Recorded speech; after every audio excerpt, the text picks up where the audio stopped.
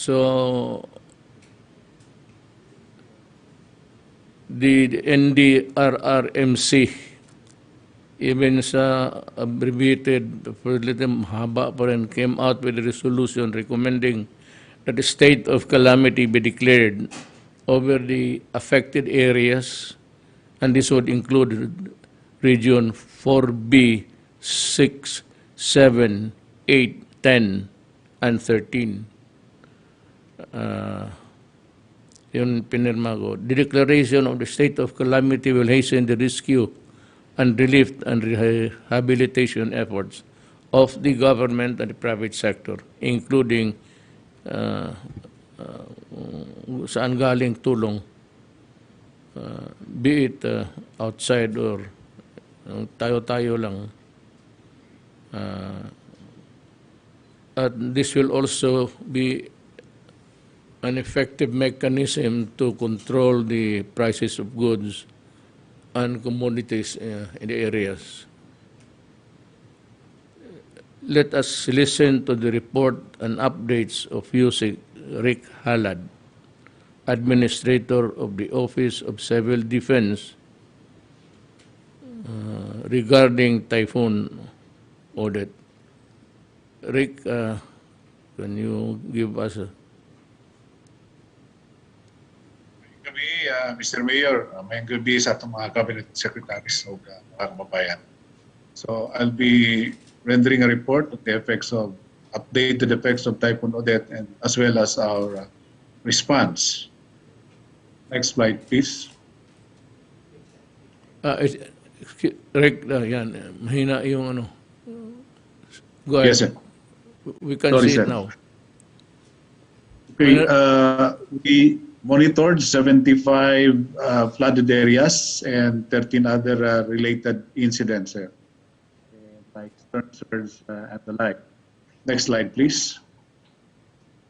I am sorry to present this, Mr. President. You're right in our first meeting that when you express your worry of a possible mounting of deaths, but then I only reported 12 deaths. But as of the latest report, Mr. Mayor, we now have 156 dead, 37 missing, and 275 injured caused by Typhoon Odette. And shown are the other effects. Initial report of damaged houses, 6,000 plus. 24 damaged infrastructure, initial pa rin yan, Mr. Mayor, costing 225 million. Damage to agriculture, initial report is about 6,893 hectares of crops, and as well as related damages to agriculture as shown, totaling about 162 million. Affected families, 304,000. And or more than 1 million of individuals. And displaced 481,000 individuals. Next slide, please. This is the breakdown of our casualties. The most number of dead came from Bohol, followed by Cebu and the Negros Oriental. Missing 37 and injured 275. The most common circumstances of deaths are drowning by flood, incidents at sea, being hit by fallen tree, and as well as due to flying debris and collapsed structure. And there were also deaths due to landslide. Excuse me, but Yes, sir. I have to ask this question. Saan itong this set to sail despite warning? Ito yung, saan ba to? Mga ano sir, kalat-kalat sir yan, yung mga pinagbawal ng lumayag, nag-ano pa rin, mga maliliit na bangka sir. Wala namang malalaking bangka na disgrasya. Wala There are yung... also instances of yung mga kababayan natin na recover yung kanilang bangka kasi takot na mawala ng panghanap buhay. And inabutan sila doon sa tabing dagat. Sus Maria Josep. Well, okay. Yes, sir. Next slide, please. And I have already presented this, Mr. President. I will no longer present this, our preparedness at the NDRRMC regional level as well as local government units. Next slide, please. As part of our response, in order to provide emergency telecommunication services, the DICT, OCD, and DSWD deployed some satellite-based communication equipment. We deployed satellite dish or very small aperture terminal in Siargao. It is now providing data and voice communication. So may libreng tawag po doon, Mr. President. And as well as Wi-Fi, yung mga tao na lumalapit doon ay gamit ng Wi-Fi, nakaka-communicate sa kanilang kamag-anak, kaibigan. Meron din sa regional office ng OCD, that is being used as emergency operation center for the region. Meron din sa Maasin Leyte, emergency operation center ng local government units. The DICT deployed 2 vehicle mounted satellite and radio communications, mga communication van ito, Mayor, one in Leyte and one in Surigao City. And they also deployed VSAT team in Siargao and Dinagat. So somehow merong communications, telecommunication services, although very limited dahil limited yung radios na kanilang maserve in these areas. Next slide, please. These are some pictures of our emergency telecommunication services. As you can see in the upper left, nandyan yung maliit nating satellite dish sa Siargao Airport. In the lower left, may nag-BTC yung emergency, yung operation center natin sa Campo Hidalgo with the local government unit of Siargao. And the other pictures, Smart and Globe also deployed some of their assets, providing libreng tawag and charging. Next slide, please.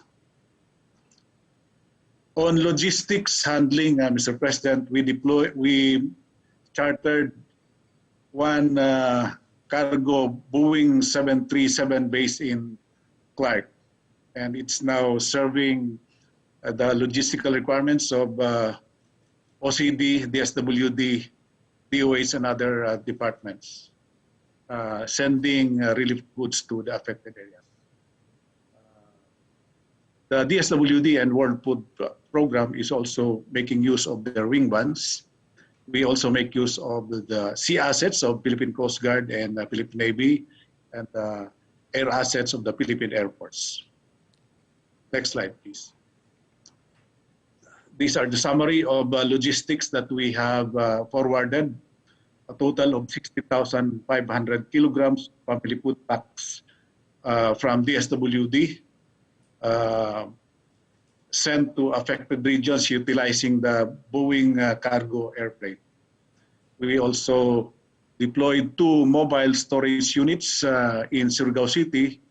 This is being used as temporary warehousing of supplies and relief goods delivered.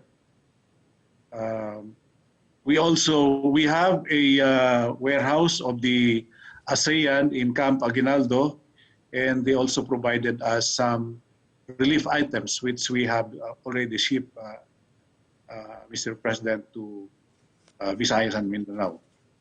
And we provided some shelter repair materials magagamit ng ating mga kababayan pagkukunin ng kanilang mga sirang bahay. Other relief goods numbering about or totaling about 11,000 tons were also already shipped. Next slide, please. In compliance to the instruction of the President, these are the actions of the different departments. On the assessment of the extent of damages in the area and to address the concerns of the LGUs directed to DOE, DNR, DA, the ICT, and the SUD, the assessment is now ongoing.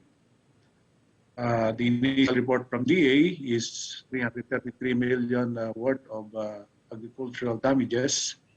The ICT and OCD deployed communications equipment, and the SUD through the IOM to provide some construction materials or GI sheets to Surigao del Norte and Dinagat Islands. And we also sent tarpaulin sheets to Carga. To act as a crisis manager in Surigao del Norte and Dinagat Islands, directed to the Secretary of the DSWD with the support of OCD. And the DSWD and OCD is now overseeing the conduct of operations. And these are the items that, some of the items that we sent to the affected regions. Hygiene kits, malong, blankets, and surgical masks. The operations are still ongoing, Mr. Mayor. To use boats, ships, and all resources to deliver supplies, equipment, and goods directed to the Philippine Navy and the Philippine Coast Guard. These are the assets that were already being used. The BRP Gabriela Silang, BRP Sindangan, and BRP San Agustin from the Philippine Coast Guard, and the vessels of the AFP, BRP Iwak and BRP Ibatan. Next slide, please. To send the BRP Ang Pangulo to the Dinagat Islands and Siargao to be used as floating hospital directed to the armed forces of the Philippines. The said ship departed from Manila to Siargao last December 19, and bringing a medical team as well as some relief goods facilitated by the AFP. To send needed medical supplies and augment the health personnel directed to DOH. The DOH mobilized medical trauma response team and health logistics to Surigao del Norte and Siargao as shown. To assess the seaworthiness of vessels in Surigao del Norte and Dinagat Islands, to add more mobility in the delivery of food and supplies directed to Marina. It has activated all its vessels to ferry relief goods, and the assessment report will be reported soon. To clear the roads and provide the needed equipment of the LGUs directed to DPWH, it has so far cleared 10 road sections in Caraga, and they deployed 55 assets and 315 personnel augmentation, and released immediate response fund in the total amount of 100 billion to Region 6, 7, 8, 10, and 13. Next slide. To provide rice and water, construction materials for the reconstruction of damaged houses, and housing assistance with priority for the poor, and to provide shelter assistance directed to DSWD and the SUD. The DSWD provided 14.5 million worth of assistance to all affected areas with the support of NGOs and LGUs. And the SUD and NSA will conduct validation and evaluation for the provision of housing assistance. Key shelter corporations determine short-term and long-term intervention. To provide more funds for typhoon response and recovery, DBM and all agencies, it's now being worked out tonight, Mr. President, after your instruction to be given a while ago. I talked to my director, and they are now working on it. They will come up with an estimate of allocation for all LGUs affected, as well as an estimate of damages from infrastructures, agriculture, schools, and the like, with a recommendation for the release to these LGUs and national government agencies. To immediately provide 15 horsepower generators for water refilling system. And the Office of Civil Defense is now coordinating with all concerned agencies to pool resources. On our end, Mr. President, we are deploying some of our generators, 15 horsepower generators in the inventory. The priorities in the next months is reconstruction and repair of infrastructure damages. There are concerned agencies for this. The NDRRMC will conduct post-disaster needs assessment. It was one of the agreement reached in yesterday's meeting of the full council. But for the immediate reconstruction needs, concerned agencies can use their quick response fund, and maybe those who request can be given augmentation of their QRF so that they can continue with their immediate reconstruction and repair activities. On additional AICS funding for DSWD, the said department is now considering it in their next activities. And on agricultural assistance to farmers and fisher folks, Department of Agriculture have 1.35 billion worth of readily available assistance. So the NDRRMC has activated its response cluster. It is actually the crisis management team that the President directed to be activated, to be led by DSWD. Actually, in the NDRRMC, we call it the response cluster, also being led by DSWD with the support of Office of Civil Defense. So all of these activities to be given by concerned agencies like Department of Agriculture, DPWH, DSWD, NHA, and OCD are being coordinated within the crisis management team or response cluster being headed by DSWD, and they are meeting daily on this, Mr. Mayor. Next slide, please. You already know this, that the NDRMC came up with a recommendation to declare a state of national calamity in these regions. And one of the recommendation also is for us to accept the offers of international assistance. There are already several countries initiating or offering their assistance to us, Mr. Mayor. And another agreement within the council meeting yesterday was the conduct of post-disaster needs assessment. It is now being planned by the NDRRMC, and that will follow as soon as the current response will be slowing down. Therefore, our focus will proceed towards the full rehabilitation and recovery. Next slide, please. So that's my update, Mr. Mayor, on the effects of Typhoon Odette, as well as our current response in the Philippine government. Thank you. Connection to Typhoon Odette. Thank you, Mr. Mayor.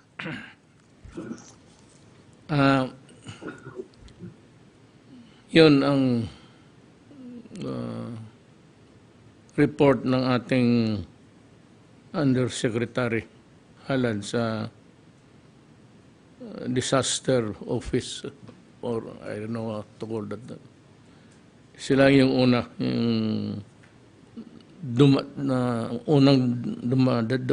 dumadating sa kung may disaster, calamity. Sila yan. Napunta ako ng I cannot now count the landing and take-off of the helicopters, but I've been to Leyte, Maasins, Bohol, Cebu, then I visited Negros Oriental, Occidental ba yun? Negros Occidental. Bukas may dalawa pa akong puntahan para at makita lang ninyo. You have the clip so that they can see what we recorded while flying over areas of destruction.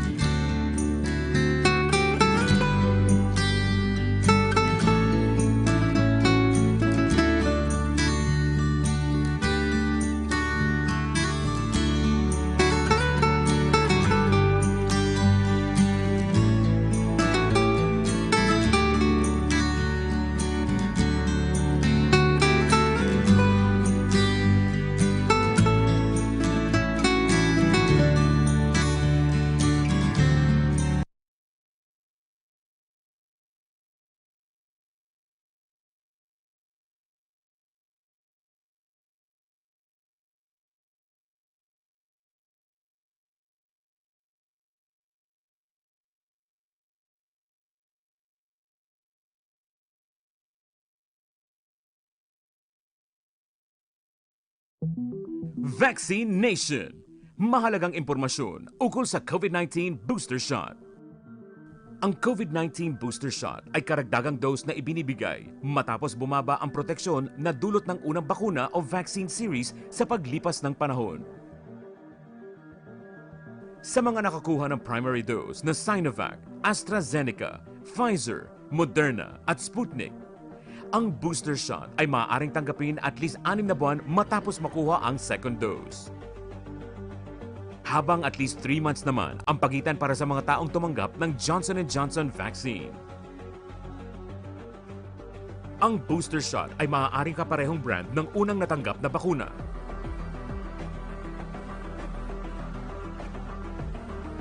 Maaari rin namang ibang brand ang maging.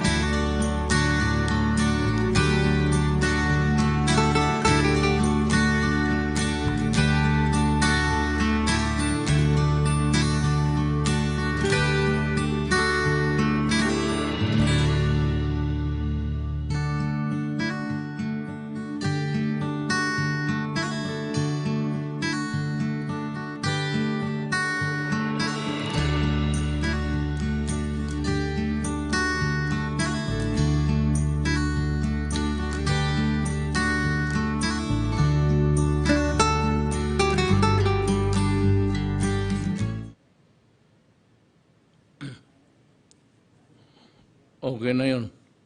So, ugma, may bukas may dalawang ano pa ako. Bisitan. I think it's Dinagat, Siargao, pati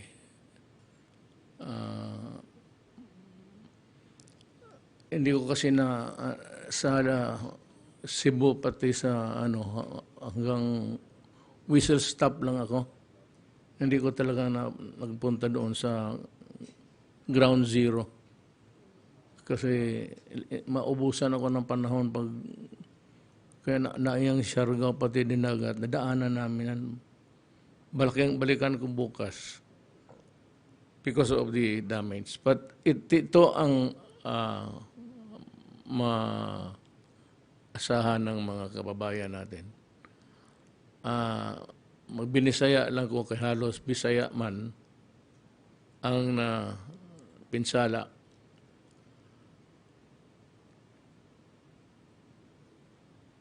By 2 days, when can basta this week, madawat ninyo, mga naalang ko'y ginahuat nga kanang report sa damages na kinahanglan ng good na because dili ko makapirma og state of calamity o wala ng report kana ni Yusek Halad. So that is why I said I hurried him to do the work within 48 hours. I must have the report. Today is Tuesday, Wednesday, Thursday. Friday. lahat maano no. Moabot na sa inyo kay gipirmahan ako ang pagproseso sa kwarta basta kwarta na ang mga taga-gobyerno hadlok og kaso. Kay naay mo kuan sa imo kasuhan ka. Pero kanimang god ang ginabasihan ni Yuse Calad mo to'y pinaka-operative act for me to sign the proclamation. Appeal na po nga rin mga price control, musulod na tanang mga control sa gobyerno. Unya, makadali-dali dahil tao tabang ninyo. So, kuwat lang ang mga local officials. Naan lang yun. Naan ang kwarta pero ang papilis na lang si Yusek halad ang giingnan ako he has 48 hours to do it. Kaya di man yun nato na we cannot have a true and accurate count of the damages suffered by the areas or the people. That is well nigh impossible to do. Walay or go by estimates. So, yun ako sa iya, huwag na huwato na, dili ta makatabang ang mga tao karon gahubo pa pa'y damit. So, ano yun ang gobyerno? This is how government works. Ever so slow. Kung mo na mag-cut ko corners, giingnan ako sila nga, imo ang preliminary report and the full report would come later. But we have to get hold of the money para ma-download na yun nato. So I'm asking the local officials kung may mga resources pa kayong naiwan, pati yung mga munisipyo, if there is a calamity funds ninyo, pwede ninyong gamitin. Ngayon na, pabigay na ninyo. Total, if it's a money intended for another purpose, you can always replace it. I said, give me until or before. It's before or until Friday. Pwede na. Friday na I assure you that it will be given this week. At the very least, yung pinakamabilis na paraan. So,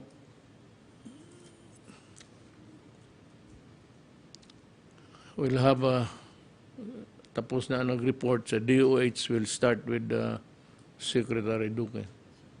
It's about the health situation in the areas hit by Odette.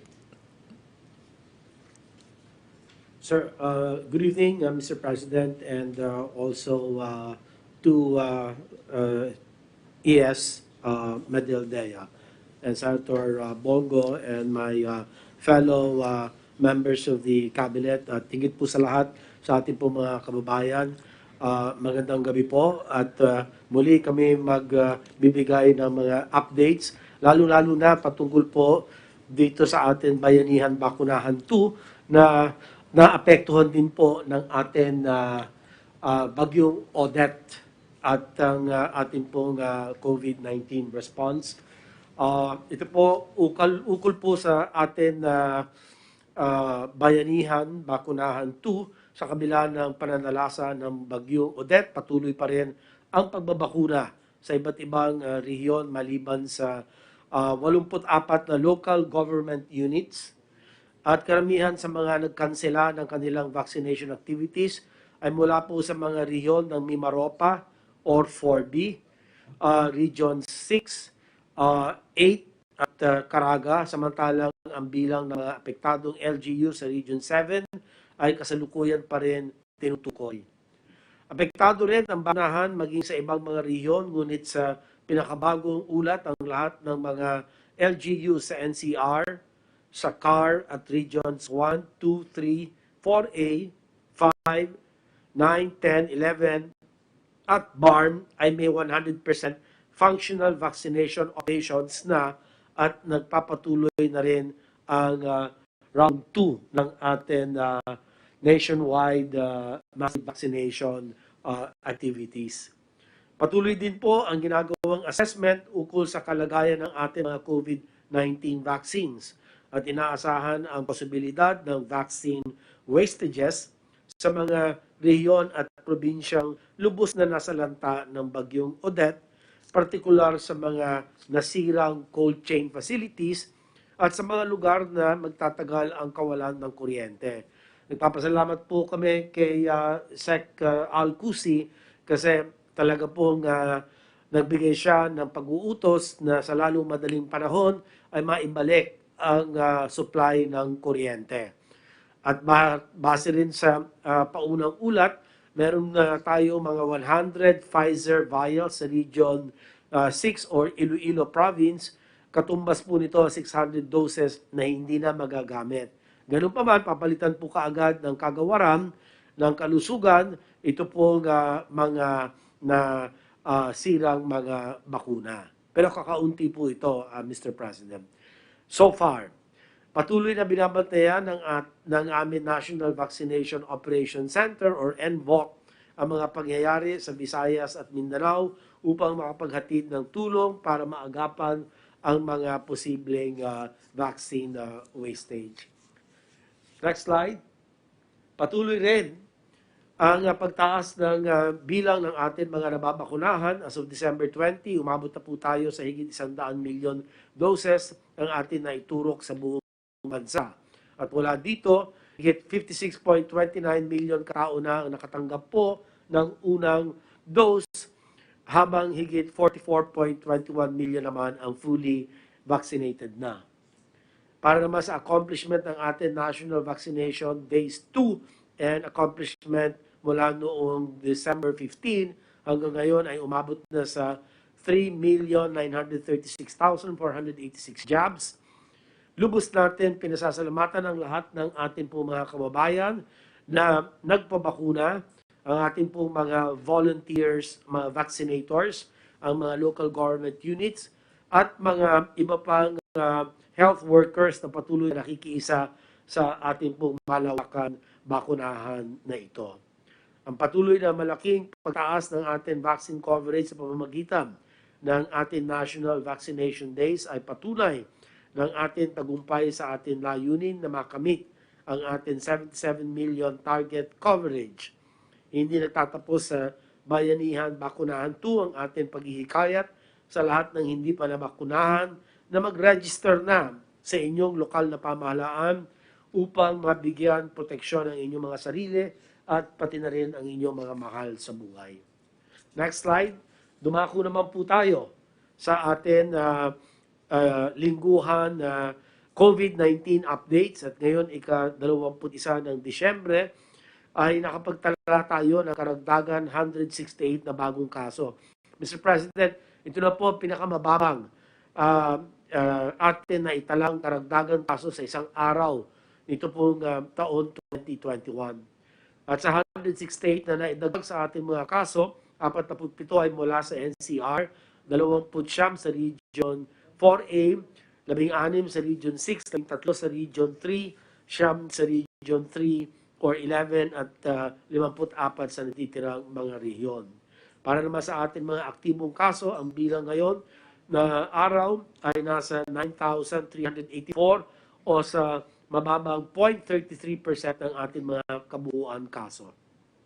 Ang ating recoveries ay umabot na sa 2.7 million thereabouts at ang ating recovery rate ay nasa 97.88%. Samantalang ang ating case fatality rate ay nananatiling nasa 1.79%. Hindi na po ito tumaas. Bahagya lang po no, ang ating pagtaas. Nagkaroon po tayo ng karagdagan 10 mga pumanaw at ang ating pong positivity rate naman ay kasalukuyan nasa 0.9% nitong December 13 to 19, mas mababa kumpara sa 1.3% na nakita noong December Disyembre 6 hanggang sa 12. At nakakita rin tayo ng pagbaba ng demand for testing at daily RT-PCR testing output na kasalukuyang nasa 33,059 tests kada araw. At huli, nananatiling nasa low risk ang ating national utilization rates. 18.98%, mababa po yan, Mr. President. Talagang low risk para sa bed utilization rate. 21.47% para naman po sa ICU beds at 11.26 naman para sa mechanical ventilators. At lahat po ito nagpapakita na talagang malaki po ang ibinaba o ibinagsak ng ating pong COVID cases. So ang bilang pagbubuod, Mr. President, next slide.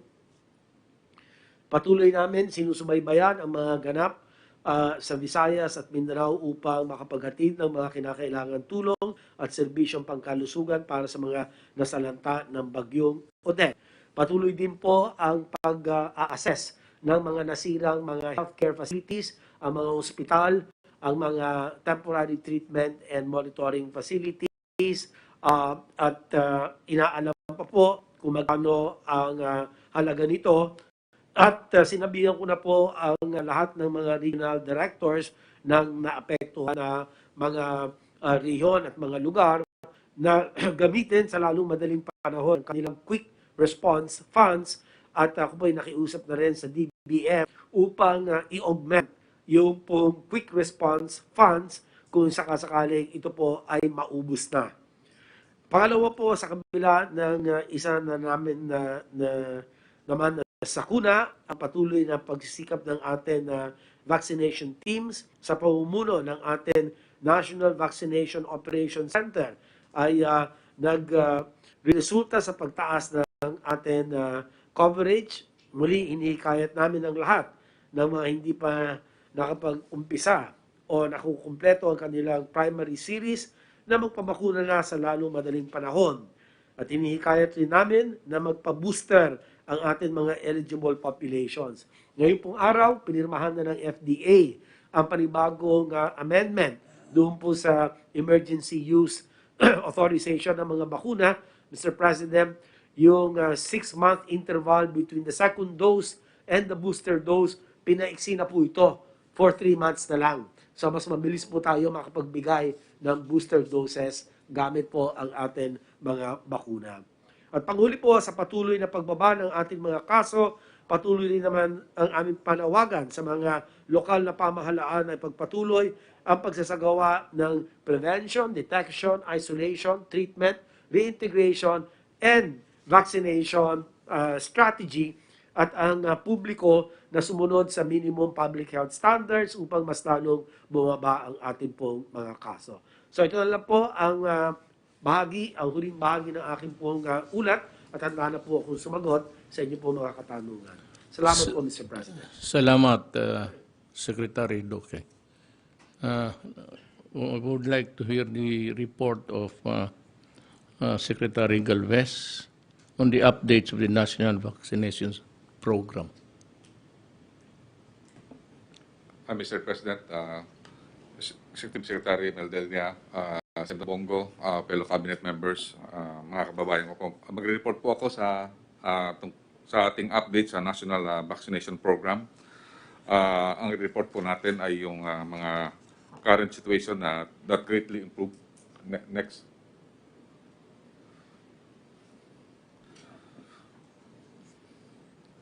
Next slide, please. Sir, sa report po ng ating secretary, ito po yung nakita natin ng key messages at saka yung kung ano po ang nakita natin na malaking improvement sa ating sitwasyon po sa ngayon. Nakita po natin na mga cases na continue to decline despite the opening of the restriction. Nakita po natin, Mr. President, sa mga binibisita po namin na mga malls, talagang ang daming tao. Pero despite of that, nakita po natin na yung cases po is continue to decline. And yung positivity rate po natin nung nakaraang linggo, 1.36. Ngayon po, 0.9 na po, Mr. President.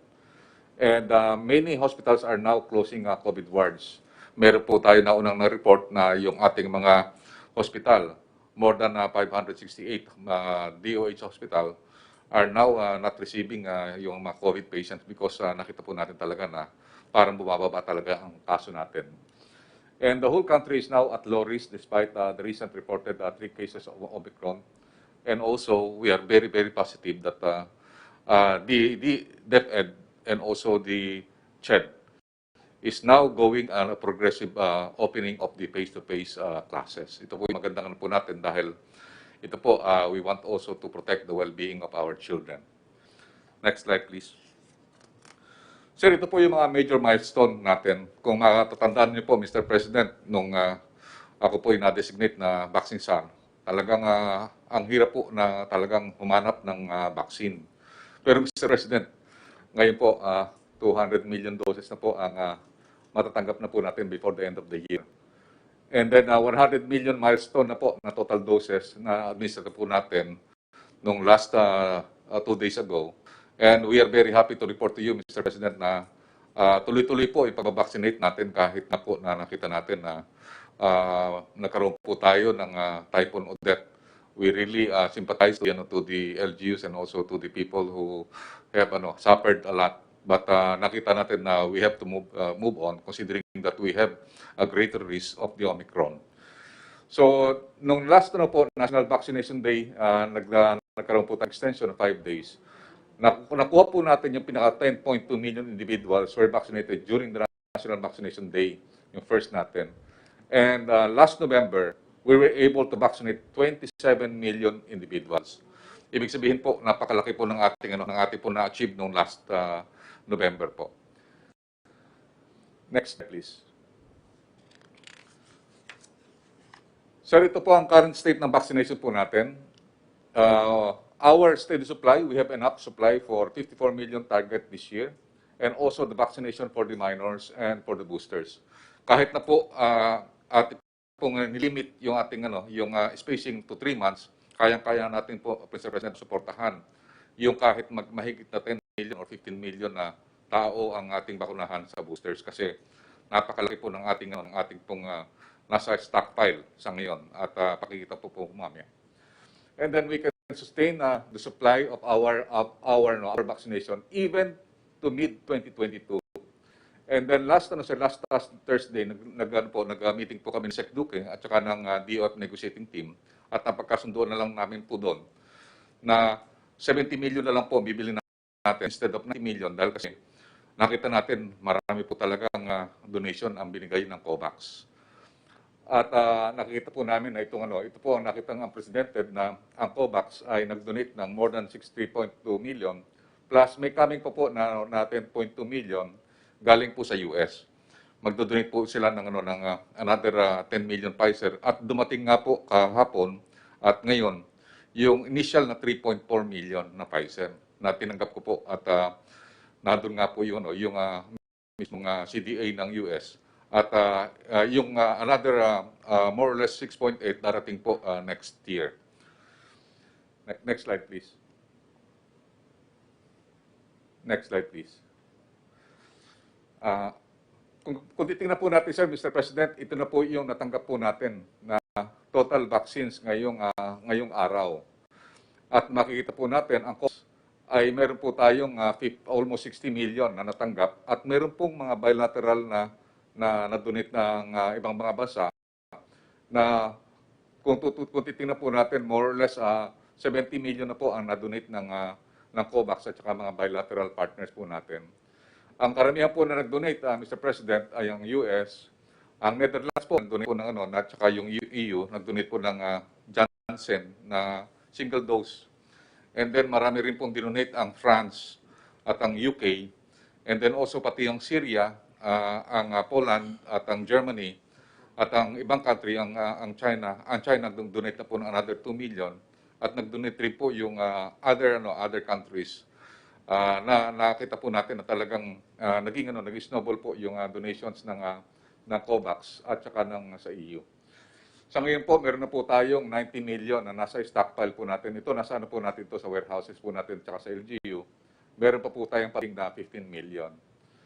So ito po, lahat halos magkaroon po tayo. Just in case na mapuno po ito, dumating po yung 15 million, ay mahigit na 207 million po ang magiging ma-receive po natin ngayong year. So dito po yung calibration po nito, nagawa po natin ito, yung ginagawa po natin na nag-house to house vaccination, ginawa na rin po natin yung protecting yung vaccinated, yung opening of the schools, at saka yung protecting our economy, yung tatawag na ito, focus and expand, and then also yung achieve safe Christmas and national election. Lahat po nito na mga tasking na nagawa na po natin ito. At next slide please. Ito po yung talagang focus po natin, strategy for 2020 vaccination program. Number one is to achieve the remaining milestone of 77 million, 90 million, and then total population by next year. And then we will vaccinate the vaccinated by having yung tinatawag na barangay to barangay at saka yung house to house. Kanina po, nakita po namin doon sa very effective talaga po yung barangay to barangay. Ang ginawa ko ng Gensan, 26 barangay, 26 rin ang vaccination site nila at meron pa po sila ng mga mobile vaccination site. At meron din po silang 3 vaccination site.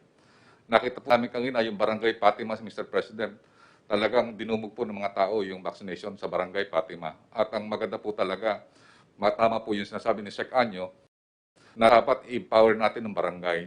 So ang ginawa po ng barangay, kinutahan niya yung SK chairman, kinutahan niya yung mga purok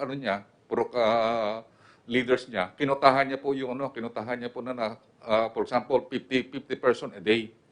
So kung kukotahan po niya lahat yun, 2,000 lahat po every day ang pumupunta po doon. At nakita po namin ni Sec. Anyo, at ni Sec. Duque, ang daming tao po doon sa barangay sports center. At yun po ang nakita namin na baka gawin po ni Sec. Anyo, gagawa po siya ng memorandum na magkakaroon na po ng barangay to barangay at saka yung house to house vaccination site. Kasi kung gagawin po natin na sa malls lang po ang vaccination site, minsan po hindi po makapunta yung mga tao sa malls. So kailangan talaga ibaba po sa barangay ang ating mga vaccination site. And then also, ang gagawin po natin is we will further protect the vaccinated by providing boosters, yung tinatawag natin 3-month spacing. Ito na-aproban na po na ito ng DOH at ng FDA, and we will execute it immediately. And then ito po, we will also protect our children face-to-face classes by also vaccinating those below 5 to 11. Nag-apply na po ang Pfizer ng EUA sa 5 to 11. At nag-usap na po kami ni Sec. Duque at saka po ng ating Finance Department na yung 20 million na bibili natin sa Pfizer, i-reposition po natin na yung 15 million, yun ang gagamitin natin sa 5 to 11. Para po, Mr. President, pagka nagsimula na po tayo ng face-to-face, mapoprotektahan na po natin lalo na po yung mga elementary at saka mga secondary po. And then also to protect our frontliners, ito po ginagawa natin, binubooster na po natin healthcare workers, pati yung economic frontliners at saka government employees, magsisimula na po tayo ng boostering. Particularly na natin dinilimit na natin na 3 months ang spacing. So, ang mangyayari po nito, in preparation to Omicron, kailangan po natin talaga yung healthcare workers at saka economic frontliners at saka government employees should be protected. Next slide, please. So ito po yung marami pong nangyayari ngayon sa New York. Mukhang dapat po hindi po tayo magkumpiyansa po sa Omicron. Kasi nagdodobling po sila. Meron pong isa kaming nandiyan po ngayon sa hotel, nagsabi siya, nanggaling siya sa New York. Nagulat po siya talagang ang doubling time napakabilis. Meaning nung isang araw ni-report 10,000, ngayon 25,000 na po. So nakikita po natin, kailangan po natin talaga, ang ating key messages is do not underestimate Omicron. So ang po natin, one message is preparation is very key. So we have to revisit yung National Guard and LGU playbook. Nakita natin na defeat po natin ang Delta. Kailangan tingnan natin kung ano yung nagawa ng maganda para at least mapaganda po natin ang Omicron. And then also we sustained the incident border control. We would like to congratulate yung BOQ at saka yung ating one-stop shop. Dahil sa ngayon, sir, talagang napapangalagaan niya yung ating protection. Katulad ng ginawa nila, na na-delay po nila yung Delta. In-inspect po namin yung buong airport. And we would like to congratulate them kasi maganda talaga yung ginagawa nila. Talagang iniisa-isa nila. At saka marami po sa OFW, talagang nila na magkaroon ng quarantine na mas mahaba para at least medyo talaga maprotektahan din ang kanilang pamilya. And then we will reevaluate our current capacity, and also we will mobilize again and reconstitute our healthcare workers, frontliners, and support system. And also, maybe we will reconstitute reserve kasi napakabilis po talaga ng Omicron in terms of transmission. And then yung pandemic response scale, ito po nga ang inano po ni Sec. Duque, yung masking, and then we will increase testing, and then tracing, isolate, and treat, and then also we will massively vaccinate. And then in mitigate and manage risks, we will still use yung manage, yung hammer and dance strategy. Pero ang gagawin natin po ngayon sa hammer, more on granular lockdown. Ito po, maganda po yung nagawa po ng DILG at saka ng NCR na granular lockdown by house to house at saka po by block to block, at saka po by streets at barangay lang po ang nila-lockdown. And then we need to have the striking balance between health, economy, and social well-being of our people, and we will enforce yung minimum health standard. And then we can sustain the recovery by having discipline in the workplace, in self-regulation sa mga tinatawag nating 3Cs, yung confined space, close contact, at saka po yung crowding. And then we will improve on ventilation and the effective control and regulation of the IATF resolutions. And then we will protect the economy frontliners and clients. So Mr. President, ito lang po ang po namin na talagang paggandaan po natin ng Omicron. It is a matter of time na talagang darating po yan ang Omicron sa atin po. I understand. Marami po salamat, Mr. President. I'd like to ask Secretary Duque, ito bang Omicron is, sabi nila, faster in transmission sa COVID-19 or the Delta variant? Yes, sir. Looks like the transmissibility is greater for the Omicron variant of COVID-19. It's more transmissible than Delta variant. They say that it's 4 times more transmissible than the Alpha variant or the UK variant, which we had a surge of early this year. So, yun po, ang transmissibility mas mabilis po ito. But no established reproduction number has been assigned to it. So, they're still awaiting for more data. And then in terms of virulence, hindi pa rin po conclusive ang data, Mr. President. Sinasabi nila, hindi naman daw ito asing bangis. It's not as virulent, not as serious as Delta. But there are also some reports that are saying it might be just as virulent as Delta. So still more time to gather more data and evidence.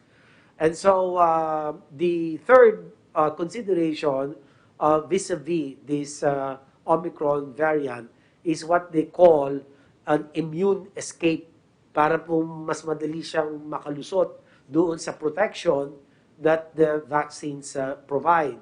But then again, Mr. President, the data is not conclusive. So they're still awaiting reports from the ground, reports from the studies that are currently being undertaken. So we'll need a little more time, Mr. President. Yes, but the vaccination that we got, including the booster, which was the last, this vaccination is also good against Omicron? Yes, Mr. President. I think there are studies to show that the effectiveness of the vaccines and those who have received booster doses looks like 50 to 80% pa rin ang kanyang effectiveness, especially against severe and critical COVID infection. And so we cross our fingers that more studies will support this. Now, it would be natural for the countries already hit, such as the United Kingdom and the peripheral countries around that area. Napag-aralan na, have you reach out to them to furnish us also what's their findings about Omicron. Oh yes, Mr. President, definitely our experts are really monitoring the situation through the World Health Organization, because the WHO is able to collate all the information coming from the different countries where Omicron variants have been reported, sir. So France, Italy, Germany, Greece, UK, Netherlands, and many other countries. So that's why from that information, we were able to receive the doubling time of the Omicron variant is somewhere between 1.3 to about 2.6 days doubling time, which again reflects the greater transmissibility of this variant, which is a cause for concern. But I think, Mr. President, the compliance to minimum public health standards, ito pong masking, hugas, iwas, ay, as we have proven them, very effective against alpha, against beta, against gamma, against delta. And so I think we have strong reason to believe that our compliance, and thanks to our people, because they a great majority of them follow the minimum public health standards, and this should still prove effective against transmission of variants like Omicron. Well, as everybody is saying, Omicron will arrive the Philippines sooner or later. We cannot really prevent it totally because we have to move. We have to move, and people come in and out in our country for the tourists and for the non-residents, but also our returning OFWs. That is why, Mr. President, our border controls have been heightened. And that is why we were able to catch 3. We already have imported Omicron cases in the country. But the strict adherence or compliance to our quarantine and testing protocols have so far prevented the entry of the Omicron variant into the communities, Mr. President. But we already have, as of today, 3 imported cases of Omicron variants. I hope our figures are correct because there are so many arrivals into the Philippines, into our country. And as I said, for as long as the world moves, people move around, and somehow individuals who have had already the infection, magdating dito, they come and will contaminate us eventually. So that is why we said we can say that hindi tayo tatamaan yan. Tatamaan tayo kasi I said for as long as we accept people from the outside, and especially those countries suspected of being hit already, we do not have an accurate count and figures to really say with certainty that okay tayo. Ang ano ko lang is kung it would be as bad as the previous viruses already nandito, medyo natatakot lang ako.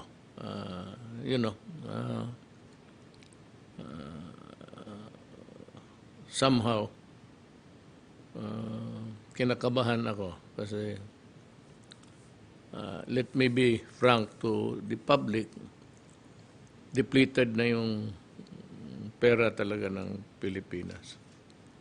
Even coping up with the growing expenses for the typhoon victims,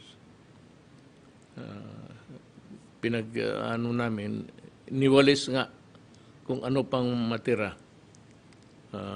Ubusin na lang. And we might get more funds pagpatong, sabi ni Bingbong, pagpatong ng 2022, may alibyo na tayo. We operate on the new budget. Ang problema lang, far and between the months, the days that coming our way, celebration and all, baka nga makalusot talaga yung Omicron as earlier than expected. Yun ang tinatakot ko. It should require a huge expenditure again para to meet the challenges of the new variant. If there is another or several variants that would just unfold in the coming months, do you think we will survive?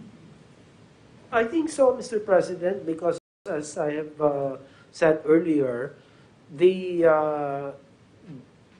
very good compliance, I would say, of our people to the minimum public health standards, yung social, yung public health and social measures, we should be able to contain this, Mr. President. Unlike countries of Western Europe, where they, number one, declared a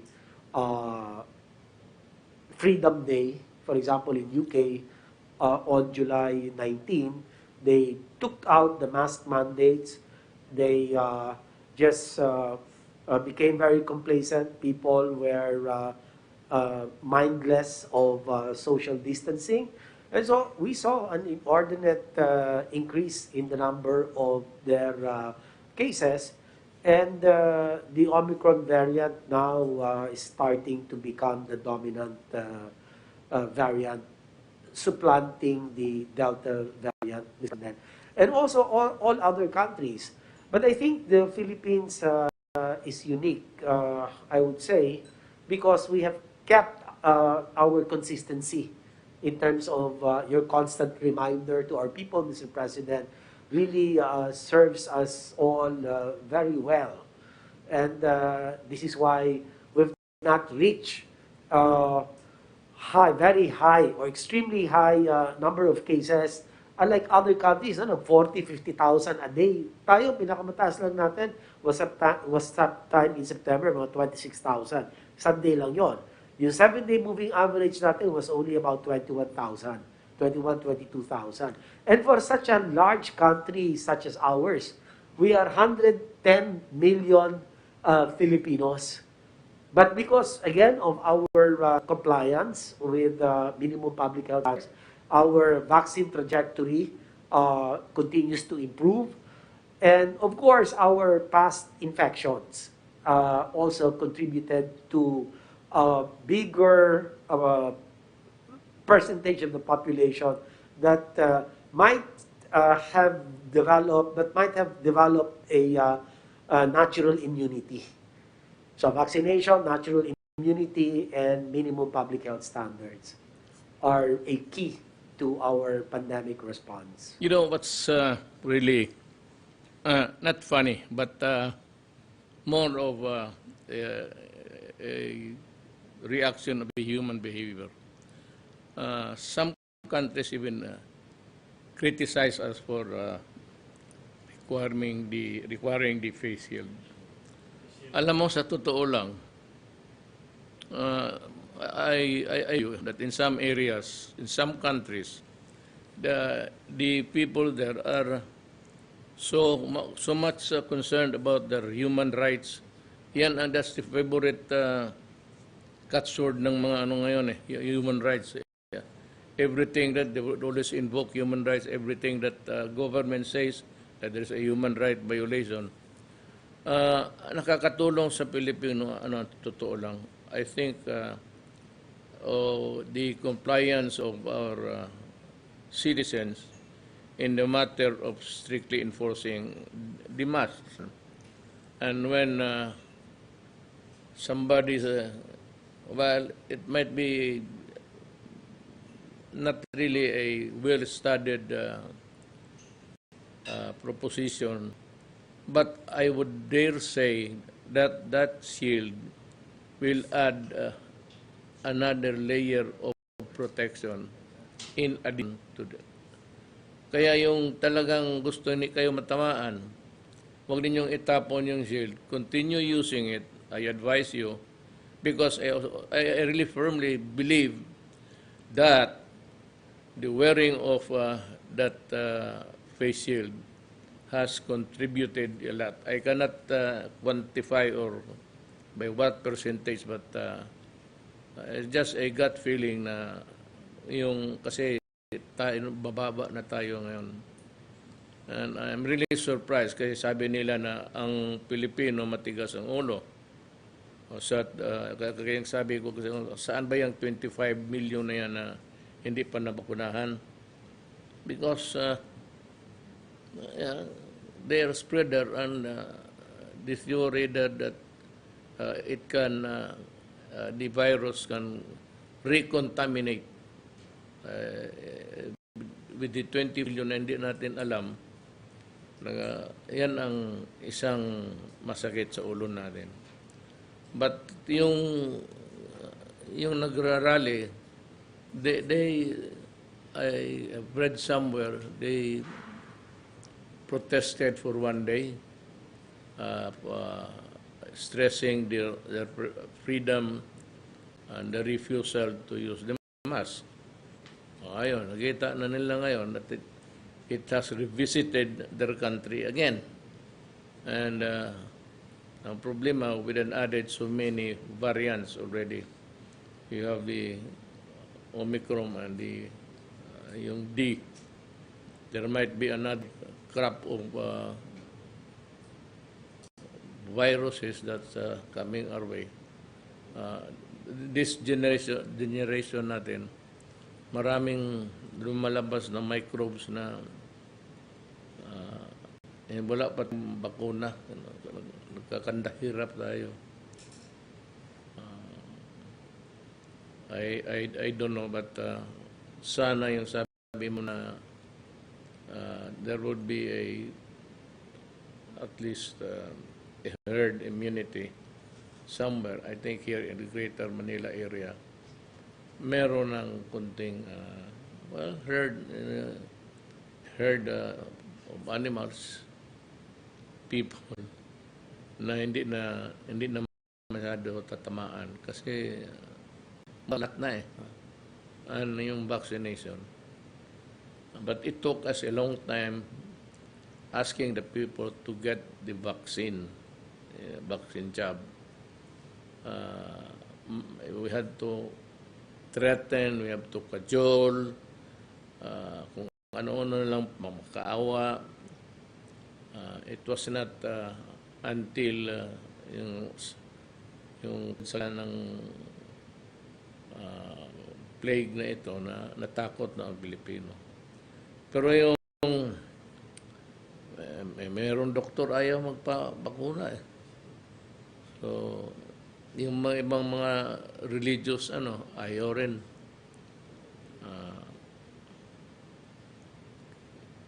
I do not know what's the motivation there or the reason or even the excuse of not complying with the requirement of government to have the vaccine to protect the public health of its people. Yan ang dyan . It's not that we are forcing you. It is because without your vacuna, you pose a greater danger to the rest. Nakakatakot yung sabi nila na ma-reinfected and this time with the variant to add to boot. That's the... Can I just add something very quickly, Mr. President, to your statements? there are really two things that we should be very mindful of. And the vaccines are not really barring transmission. That's why you have breakthrough infection despite people being vaccinated. And having said that, Mr. President, um, we have heard from the WHO about 2 weeks ago that the current crop vaccines uh, can cut transmission with to about 40%.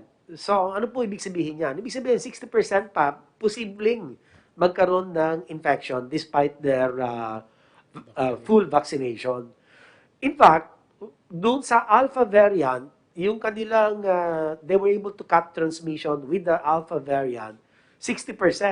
Pero bumagsak yun eh. Yung ability to cut the transmission, bumagsak ng 40% with Delta. Now, exactly with Omicron, how much lower will the transmission be reduced?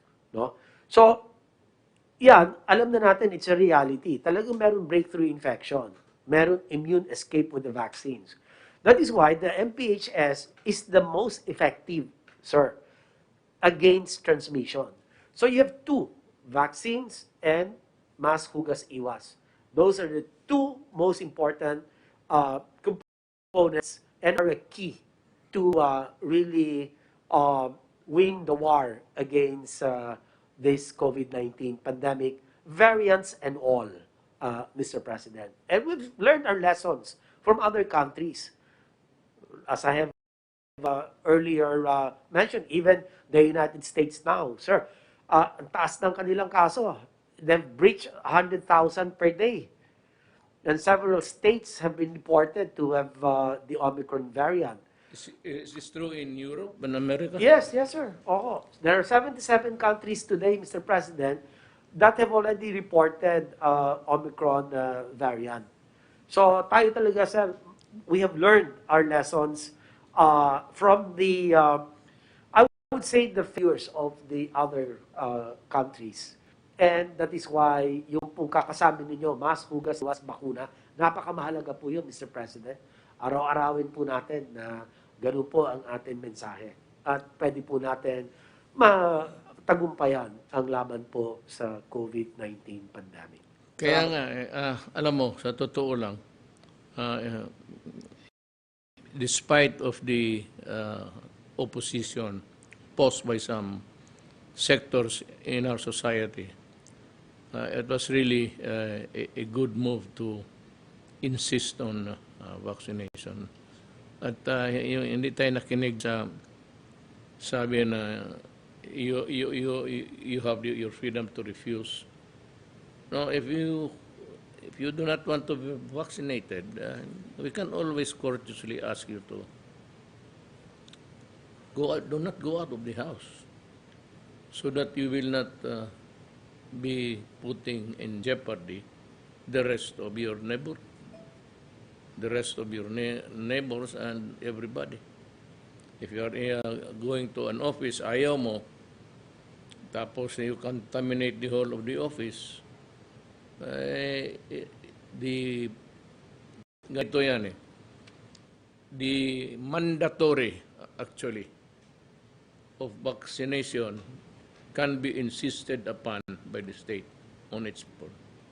On the ground, using not the police power of the state, meaning to say to compel you, whether you like it or not, because your refusal or your continued refusal would really be a danger element there, and we cannot say with certainty, though your state now is very refreshing about the Omicron, na we can almost the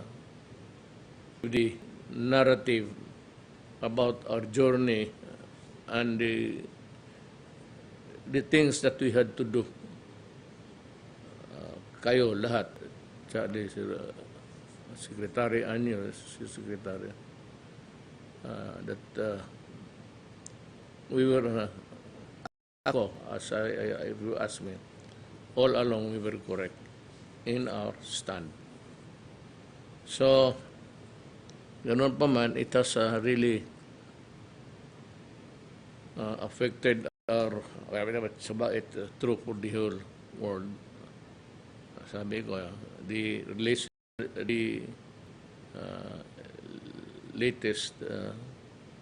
balita is pumuputo is explosion of reinfection again. Now we will hear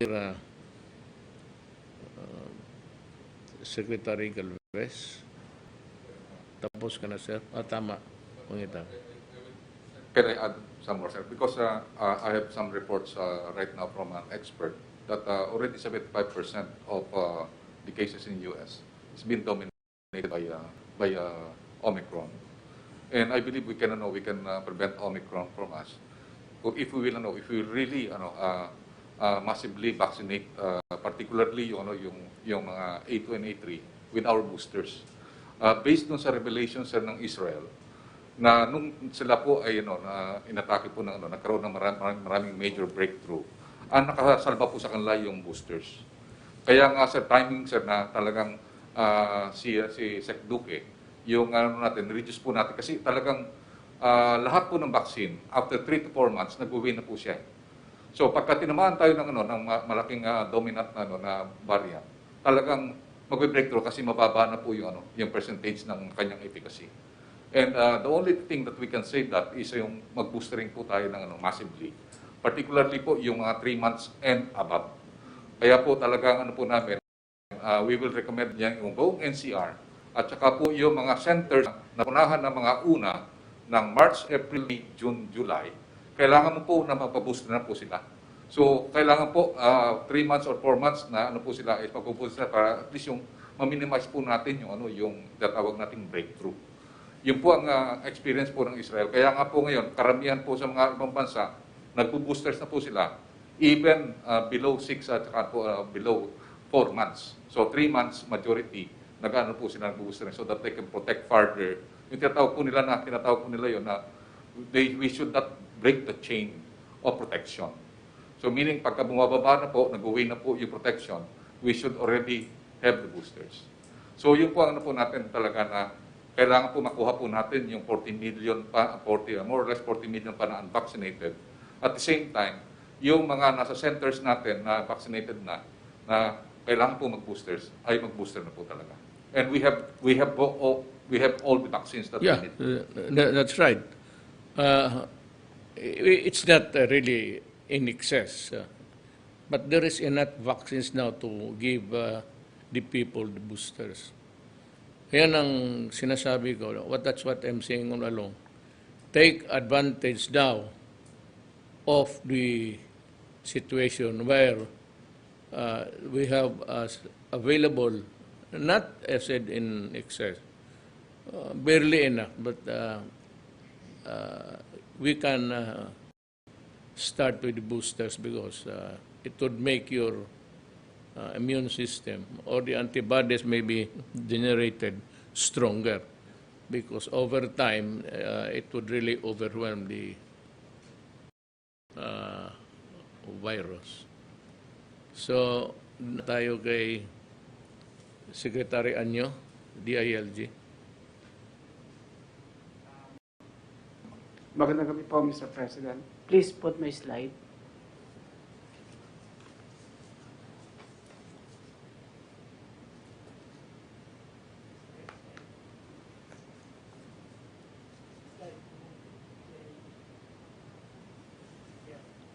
Magandang gabi po, Mr. President, fellow public servants.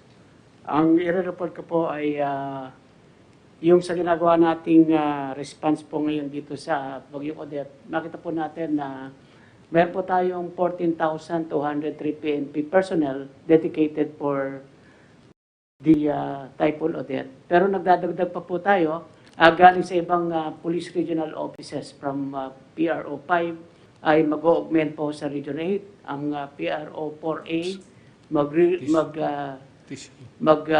dadagdag din sa Region 6. Ang PRO 1, 2, 3, and CAR ay sa Region 7 at PRO 9, 10, 11, 12, and BAR ay sa Caraga Region. Ito po ay para siguraduhin na ang ating peace and order ay i-maintain, tutulong sila sa rescue and recovery operations and also sa relief and rehabilitation effort. Sa ating pong Bureau of Fire Protection, 10,674 po ang ating nakatoka dyan. At inililipat po natin ang mga fire trucks natin papunta sa mga regions na severely devastated. Meron din po tayong tinatawag na Victims Information Center sa ating mga kababayan na merong mga nawawala o walang balita sa kanilang relatives na tinamaan dito sa mga areas na to. Pumunta lamang po sa pinakamalapit na fire station, ibigay po ang mga detalye, hahanapin po natin yan kung saan po silang area at magpi-feedback din po ang ating Bureau of Fire Protection kung ano po ang nangyari sa inyong relatives. Kahit po ang ginagawa ng ating mga bumbero ay gumagamit ng bangka para makarating sa mga lugar na severely devastated dahil wala pa naman po tayong power at wala pa rin tayong signal sa communication. Next slide, please. Dito rin po sa ating DILG personnel, ang karamihan po sa ating mga personnel ay naging biktima din ng Typhoon Odette. Kaya meron po tayong mga additional DILG field officers na itatalaga sa iba't ibang region. At sila po ang siyang magiging silbing bridge ng ating national government agencies with the local government units. At sila rin po ang namamahala sa management of the dead and the missing. Next slide. Ito po yung notice nyo last week na ipakita po natin kung ano po ang nagawa natin sa anti-illegal drug operations mula po 2016. Nakita po natin 74.30 billion worth of shabu, ecstasy, and marijuana ang ating pong nasamsam sa 5 taon po na panunungkulan at hindi pa naman po natatapos yan.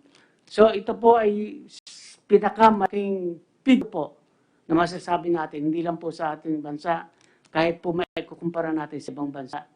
At makita po natin ay total of 9,755 kilograms or 9.7 tons of shabu, cocaine, ecstasy, marijuana.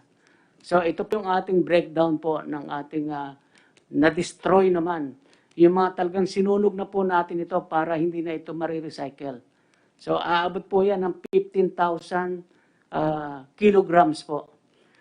Sa ating pong pag-address sa supply, ito po yung ginagawa natin. At meron pong 1,000 dense and clandestine laboratories po na ating na-dismantle at na-neutralize. 982 dense at 18 clandestine laboratories. Next slide, please. At dito po naman, sa ginawa nating operation, kasama po ang ating mga LGUs at nagsagawa ng ating Anti-Drug Abuse Council sa buong 42,045 barangay sa buong Pilipinas. Pagpasok po ninyo sa administration na ito ay meron pong 35,416 barangays na drug affected. Ngayon po ay 23,686 na ang na-clear natin. At ito na lamang po ang natitira at kaya natin itong tapusin bago po matapos sa inyong terno. All in all po ay nakapag-conduct tayo ng 221,657 anti-illegal drug operations. Ang nahuli po natin ay 319,229. 13,996 po yung tinatawag nating high-value targets. Meron pong foreign nationals, may elected officials, may uniformed personnel, may government employees. So lahat po yan ay ang mga tinatawag nating high-value targets, hindi po mga ordinaryong drug pusher lamang. At sa ating pong operation na ginawa, merong 6,221 na namatay sa anti-drug operations. Ito po lahat naman ay documented po at ma-idepensa po natin talaga na ito talaga ay mga legitimate operations. Next slide, please. Nakapag-rescue din po tayo ng 4,086 minors or children na ang iba po ay runner, ang iba user, ang iba ay taga-maintain sa mga drug dens, ang iba pong bata ay ginamit din pusher. So ito po lahat na to ay ikinalinga ng ating DSWD at sila po naman ay nakabalik na sa kanilang mga pamilya. At sa atin po naman pag-address sa demand, dito po makikita na meron po tayong community-based drug rehabilitation program, 11,035. Ito po yung mga tinatawag natin ng mga mild lamang na mga drug user na hindi naman kailangan i-commit sa rehab center at nasa kanilang mga community lamang. At masasabi po natin na isa ito sa pinaka-effective na effort po natin para mapababa po ang demand.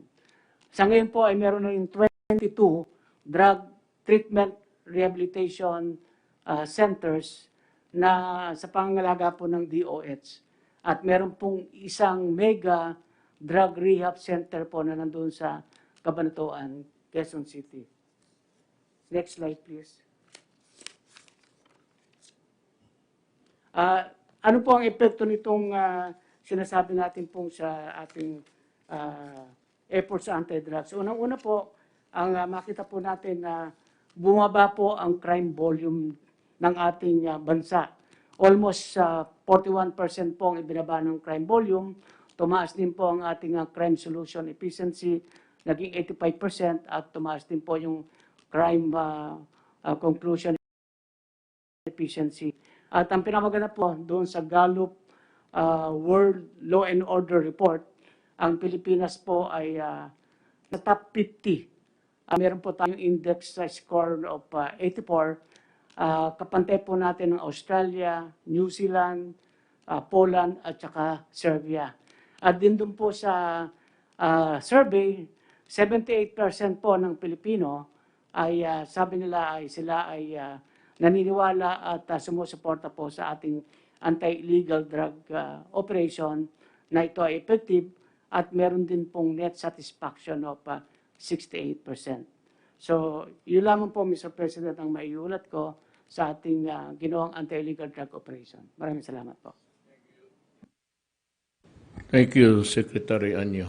If I may just add, that's the reason why there is this popular notion that I am very, very, well, dito sa drugs. Alam mo kasi, yung figures nga dito, billion-billion yan, pumapasok. Ang tinatamaan yan, we do not have an accurate count, at least not yet. Pero you can really see the destruction of a country that allows itself to be overwhelmed by drugs. When mayors and governors and when policemen, generals nasa droga, then you would realize that we are really in danger of being a almost not really a failed country, but almost teetering on the side of disorder. Kaya sabi ko, yung strongest thought ko na, I will really kill you if you do drugs because you will destroy my country. And if I destroy you, then I protect my country. And if I protect my country, the people will be happy. So that if you die, people are also happy that we did it to you. So, ganun yan eh. Hindi naman lahat dito durugista na. Ilan lang yan, but the impact the lives of the Filipinos.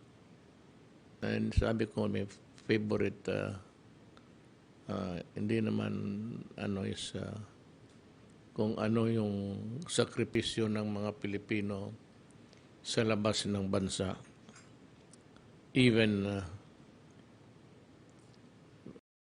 under the threat of being raped in some Arab tribes. Tapos they just endure to earn money so that they can send some finances to their children to study. Tapos after working hard, enduring indignity and humiliation, they arrive here only to find out that all the monies that were sent by them went to drugs and made a lot of people billionaires even at the cost of human degradation. Yan ang ano dyan sa drugs. So that ako, until I said, I remember saying it, till the end of my term, to the last day, galit talaga ako sa droga. I don't know what will happen next, but dito sa those words that I said, I uttered, that do not do it during my time. Wag. Kasi yan, makikita mo minsan, talagang namamatay sila. Alang-alang naman ang mamatay yung military pati police, kalukuhan yan. And I would not allow it. I will defend them for as long as there is a violent resistance placing the life of the law enforcer, then they have that duty to defend themselves and defend others, strangers, if there is really a ground for a killing such drug lords. Yan ang maganda. Ako, paborito ko yung mga drug lords. Sige lang. You continue with your trade and we continue with our campaign, and I will say that I am doing it for my country. I am not doing it for myself. I do not gain anything at all, except perhaps tuloy ilagay ko sa delikado ang buhay ko. Once I retire, I lose the protection of so many security. But I said, I am ready to, just like the drug lord, I am also ready to die. But I die for my country. The drug lord will do it. He wants to die because he wants to fill his pocket with money. Yan ang diferensya natin dyan. I am doing it not for me. Ako pa ang nalagay sa alanganin ngayon. I'm doing it because I have to protect the Filipino people. We come to Secretary Lorenzana. Del, you have a report. Magandang gabi, Mayor. Magandang gabi, mga kauban. Ang akong ang gagawin ko ngayon, Mayor, ay iulat ko yung mga ginagawa at gagawin pa ng ating mga kasundaluhan. Next slide, please.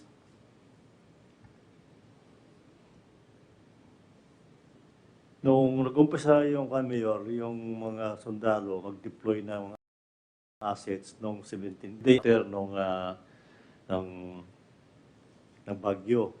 Itong dalawang plano ito, yung Navy Islander ito, at saka ito yung Black Hawk natin. Black Hawk, no?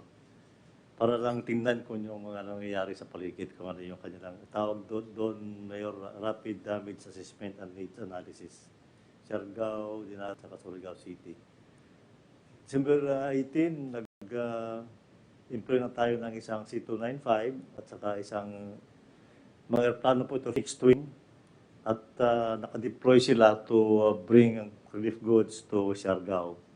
19, isang C-130 at saka isang A-70I, ito yung Black Hawk. Dineploy din natin sa Surigao at sa Siargao para mag-transport ng relief goods from Surigao City to Siargao. Itong BRP ang Pangulo ay kinonvert sa floating hospital at nagsimula ng pumunta sa Siargao. Next slide, please. Ito yung mga December 20, itong tatlong barko na ito ang nag-transport ng mga medicine, relief goods, medicine to Surigao City, Siargao, and Cebu. Itong aeroplano na naman ito, maliit na aeroplano, ay nag-transport din ng cargos, at saka si Secretary Andanar, at saka yung mga stranded locally stranded individuals. At saka nag-transport din ito ng itong VSAT, ito yung communications equipment para makapagkaroon ng contact yung mga tao doon sa Siargao. Generator set for Westcom. 1 to C295, ito yung aeroplano nag-transport ng assorted goods, ng relief goods to Cebuan, Panglao. 1 C-130, Tacloban, punta naman siya sa nagdala ng mga equipment sa Cebu at Tacloban. Ito yung F-27 transport plane ng Air Force na nag-transport ng Cabinet Secretary sa Bacolod nung dumalaw tayo doon. Next slide. December 21 kahapon, ang C-130 naman nag-transport ng mobile water treatment plant to Cebu. Sa dalawang mission, nagbalik siya. Ito naman yung ating malalaking barko ay nagdala rin ng mga assorted relief goods, mobile water treatment plant, family tents, to Surigao, to Dinagat Island, Cebu, at Bohol. Meron po tayong 10 air assets na nagdala ng 87,000 pounds to the devastated area by the Philippine Air Force. And 6 naval assets, 258 tons naman ang dinala nila doon sa area. Next slide, please.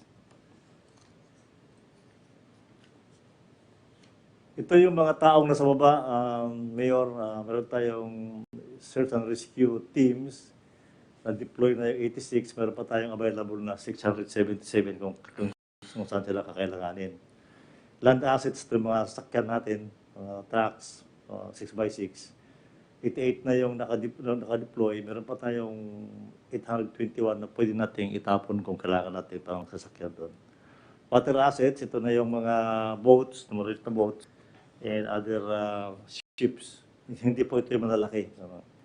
Air assets, 19 lahat. This is combination of helicopters, C-130, C-295, saka N212. Ito ang number ng mga assets ng aircraft sa mga commands natin, area commands.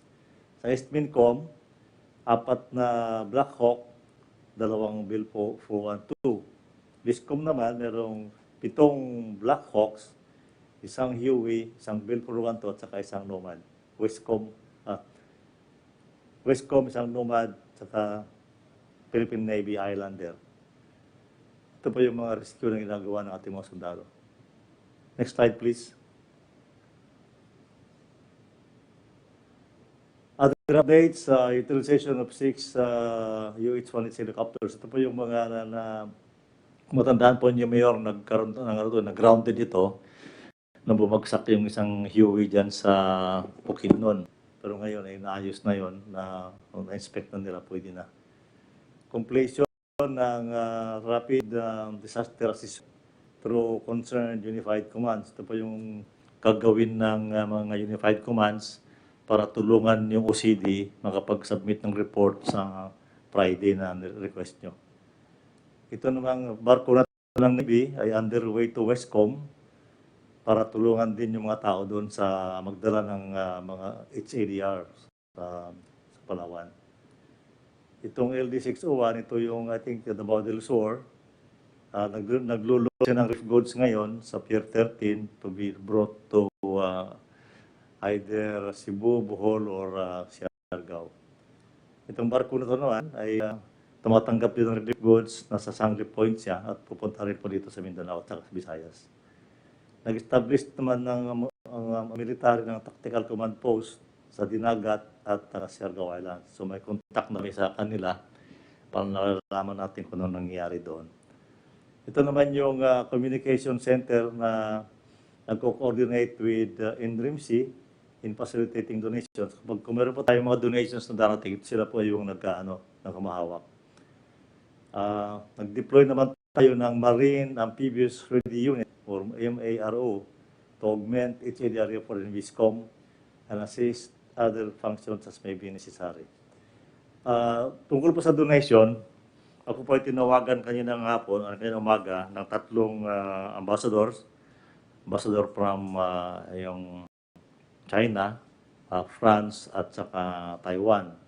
Ang gusto po ng Taiwan ambassador ay magdala ng mga relief goods pero gagamitin nila yung kanilang eroplano. So humihingi sila ng pahintulot na madala nila yung eroplano nila rito.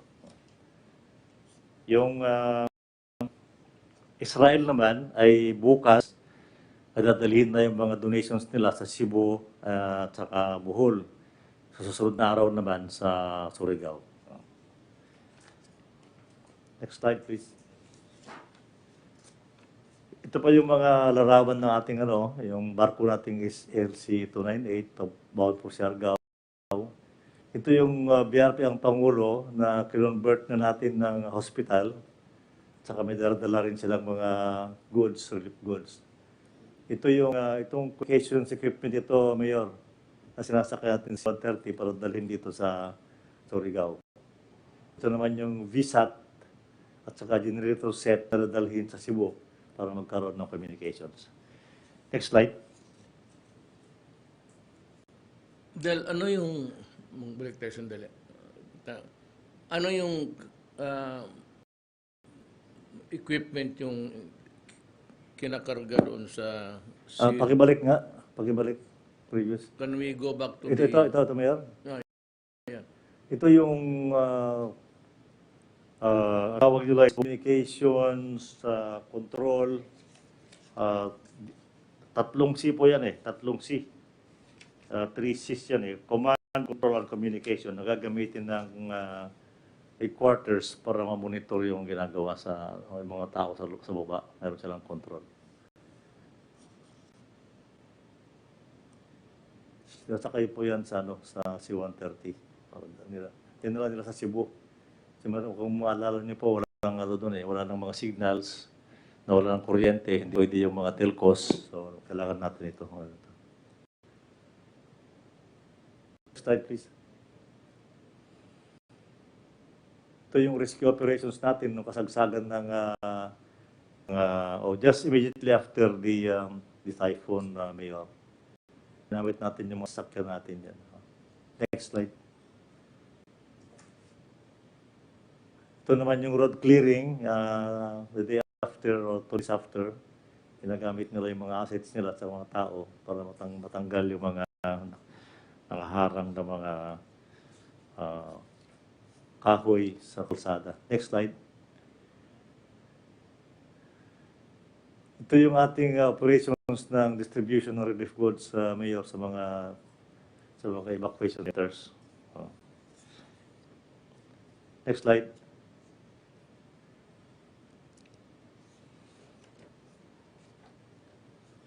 Next slide, please. I think that's the last slide, Mr. President. That's all. Thank you. Thank you, Secretary Lorenzana. Yung, tatanong kasi ako doon sa what kind of equipment is that? Yung panahon na when I was a government worker for the city of Davao, sa panahon ko, there was a time, may bomba sa panahon ko. Pati yung simbahan. So, at that time, people were supporting lahat, pati police. Lalo na police. Ako sa military, wala masyado akong graph sa operation. Mga kababayan ko, hanggang dito lang tayo sa mga report natin kasi we have to validate by tomorrow and the day after. What I can promise you is that I said on or before Friday, the money will be downloaded. Hindi ito yung hindi ito yung contingent pa, hindi ito calamity. This is the money nakukuha ko from my office.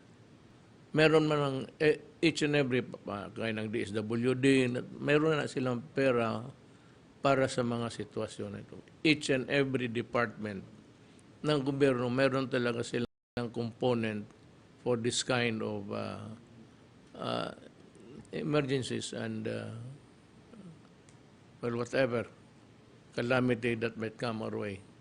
Itong akin, nag-script lang ako para may ibigay ako so that it will be immediately given to the people. The other, matagalan pa eh. So that's why I am hurrying up General Halad so that by at least the day after tomorrow, we will be able to distribute. Ang akin lang is do it faster. I will be asking the people, both of the national offices or the local, kung ma-download sa inyo na pakibilisan lang. I said on or before Friday, I will be downloading the money to you. Para sa tao ito. Lahat. Up to the last centavo, para sa tao ito. Salamat.